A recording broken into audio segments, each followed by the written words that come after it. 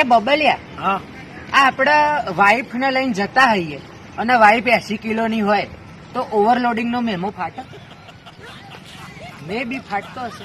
એ બબલિયા, આ પેલી બે કહેવતો છે ને, ધીરજના ફળ મીઠા હોય અને બીજી સમયની રાહ ના જોવો. તે અમે મારા ચો જવાનું. Do you have any way? Oh there is a way. શું લેશો સાહેબ?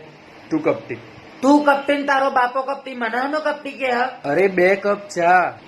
Oh, my misunderstanding. I'm sorry. Over. પ્રેમમાં દગો ખાઓ. ના કરતો તો સૌરાષ્ટ્રના ગોઠિયા ખાવા હારા. હે ગોઠિયા ખવડાવ. એ પરપોટા, આપણે સતયુગ અને કલયુગમાં ફરક શું? સતયુગમાં ગુસ્સે થતા હતા તો શ્રાપ આલતા હતા અને કલયુગમાં ગુસ્સે થાય છે બ્લોક કરી દેશે. પેલી કાજલ ના કરે મને. એટલે પરપોટા કઈ ગંધાય છે નહીં? અલા એટલે હું નાહ્યો નહીં ને એટલે.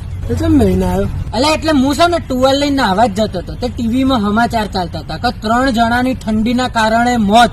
એટલે પછી મેં મોડી વાર્યું, કારણ કે જીવતા રહીશું તો વિડીયો બનાવીશું ને. તમે નહીં જ નાતા, મને બધું ખબર છે. आज मेरे पास बंगला है, गाड़ी है, शौहरत है, तुम्हारे पास क्या है? મારી જોડે મહેમાની ચોપડી છે, ખાડું મેમાં બધી પ્રોપર્ટી જતી રહેશે. ઓવર. પરપોટા, મારે ભૂલથી છે ને એક ડખો પડી જશે ને, 4-5 જણા મને મારવા આવવાના છે. અલે તો એમાં બીવાય છે શું? તું તાર આવા દે, હું બેઠો છું. આવા દે તું તાર. શું છે? એટલે પરપોટા તે કીધું તો હતું તું બેઠો છે. હા તો હું બેઠો જ છું ને, હું હજી બેઠેલો જ છું. જો આરામ નહીં ફરમાવતો. મી તો મારું વચન તાર્યું કહેવાય ને, બેઠેલો ના રે. આપડા સ્કૂલમાં પેલી કાજલ હતી ખબર? અલ્યા પેલી સાહેબ જોડે ચાલુ થઈ જાય તી, પેલા 4-5 લઠ્ઠા જોડે ધાબામાં પકડાઈ હતી. મી એની જોડે પપ્પીઓ ને જપ્પીઓ બહુ લીધી હતી. યાદ છે? શું થયું? એનું મારી જોડે હગું કર્યું. કોંગ્રેચ્યુલેશન. તું 7માંથી 6 વિષયમાં એટીકેટી વગર પાસ કરો ને તો હું તને પાર્ટી આપું. હું સાથે 7 વિષય એટીકેટી વગર પાસ કરું.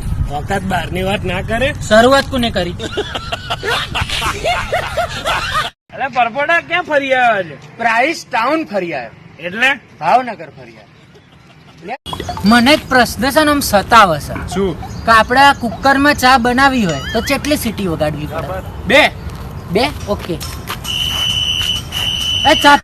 આપણે કપડાની નવી દુકાન ખોલીએ, એમાં આપણે જીન્સ, શર્ટ, ટી શર્ટ બધું જ રાખીએ છીએ. આવજે કોઈક દિવસ ખરીદી કરવા. ચોક્કસ આય. અને હા, ઉધાર બંધ છે હો. તે ચાલુ ચાણ થવાનો છે. તે ચાલુ થાય એટલે રિંગ કર.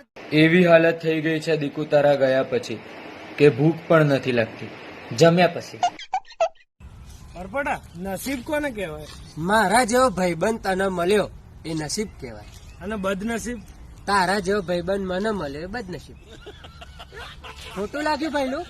ખોટું લાગ્યું હોય તો સુંદર છોકરીઓના પ્રેમમાં અમે પડી ગયા. સુંદર છોકરીઓના પ્રેમમાં અમે પડી ગયા. રિઝલ્ટ આવ્યું તારે ખબર પડે કે મારા દિવસ પોચમાં ઉડી ગયા. આ બધા જૂના જોક્સ.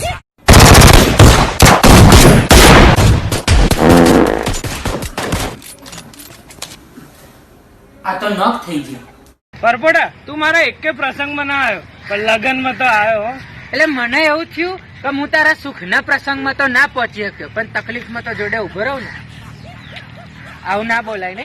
એ બબલિયા, મને છે ને સરપંચ બનવાની ઈચ્છા થઈ. તો હું મારા ગામડે જો આખું ગામ ભેગું કરીને મેં કીધું હું તમારો સરપંચ બનવા માંગુ છું, અને હું દુનિયાનો પહેલો એવો સરપંચ છે કે જે સરપંચ બન્યા પહેલા તમારા બધા પ્રશ્નોનું સોલ્યુશન લાવશે. તો મેં તું પ્રશ્નો બોલો. તે રમેશ ઉભો થઈને કે અમારા ગામડામાં બસ જ નહીં આવતી, કે બધું હેડીને જવું પડે, સ્કોક કરો ને. મેં ફોન કાઢ્યો, એ બસ અધિકારી અમારા ગામડામાં બધી બસો મૂકી દો, હવાર હોજ બપોર રાત 4 બસો મૂકી દો. ઓકે, બસનું કરાવી દીધું છે. પછી પેલો સુરેશ ઉભો થયો. મેં કીધું ભાઈ તારો શું પ્રશ્ન છે?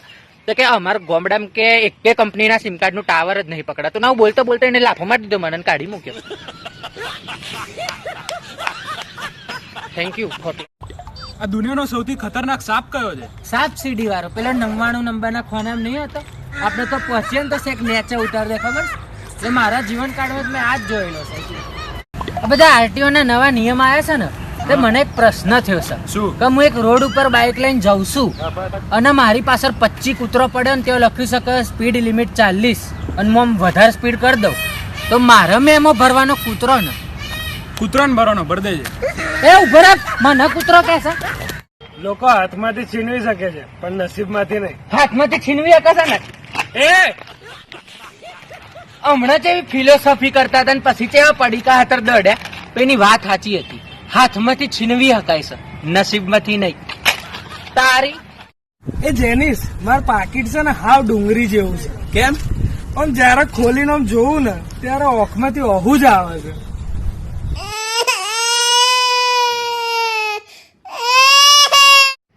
એટલે બરપડા, તે તાર બૈરાને કીધું તું કે તને રાણીને જેમ રાખીશ, તો તું રાખે છે? ઓવર જો હું છે ને કબીરસિંહ જોવા રોણી નહીં લઈ જતો અને બીજા દાડ તાર ભાભી નહીં લઈ જતો, એટલે રોણી જેમ જ રાખી ક્યાં. એ તને લગનમાંથી કાલ કાઢી મૂક્યું તું, શું થયું તું? એટલે પંડિતજીએ મને એવું કીધું પૂજાને થારી લઈ આવે, તે હું થારી લઈ આવ્યો. પછી પૂજા દોડતી દોડતી મારે થારી કેમ લઈ આવ્યો? મારથી કોઈ ભૂલ થાય છે? હતી એક શાયરી કહેવા માંગુ છું, એક શાયરી પણ ખોવાઈ જાય છે ડાયરી. ઈમાં લખેલી ના બેર પડાવો. આ અમુક છોકરીઓ તો સેલ્ફી લેવા માટે એટલો હાથ આમ લોબો કરશે ને કે ઉપરથી 14 માં એક ભોણી મને આંખમાં ગોદો ન વાગી જાય. સુરતની સુતરફેણી અને ગોવાના કાજુ, સુરતની સુતરફેણી અને ગોવાના કાજુ. તને મારી જોડે પ્રેમ હોય તો આવજે ગાંધીનગર બાજુ. I will also love you. જલ્દી. પરીક્ષાનો સાચો દર્દ એ ભાઈને પૂછો જે આગળવાળાના ભરોસે ગયો હોય. પણ એનો નંબર જ પહેલી બેન્ચી છે આવે. અલ્યા હું બહુ ફેમસ થઈ ગયો છું. તો એનું આમ શું કારણ છે? પૈસા છે. હા તે લાવો. આ જ તકલીફ છે. એટલે પરપોટા તાર દાદાને દાખલ કરાયા તો શું થયું તું? અલ્યા એટલે એમનો 85મો જન્મદિવસ હતો ને, તો મેં આમ 85 બર્થડે બમ માર્યો તો બધો બેઠો મારવા ગયો ને 1-2 ફ્રેક્ચર થઈ ગયો.